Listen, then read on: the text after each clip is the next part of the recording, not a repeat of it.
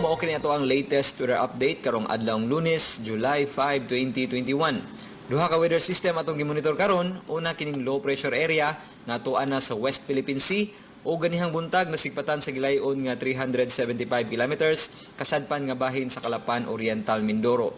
Laing sistema kining Tropical Depression Emong o ganihang alas 10 sa buntag naa sa gilayon nga 315 kilometers silangan nga bahin sa Apari, Cagayan. Coordinates 17.2 degrees north, 127.0 degrees east. Doon na kini maximum sustained winds nga maabot sa 55 kilometers per hour dol siyang sentro. Ingon man pagkusukuso o gastines nga maabot sa 70 kilometers per hour. Nagaerog west-northwestward o pakasadpan amihan ng kasadpan sa gipaspason nga 40 kilometers per hour.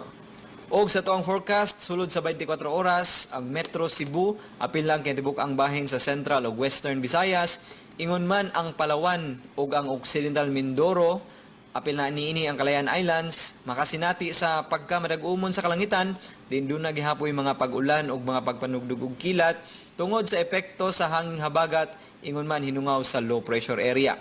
Para po sa dugang update, bisitahan to ang website. Gikan diri sa Mactan sa buhatan sa Pag-asa Visayas, DOST, kini si Mio Aguirre o Mayang Adlaw.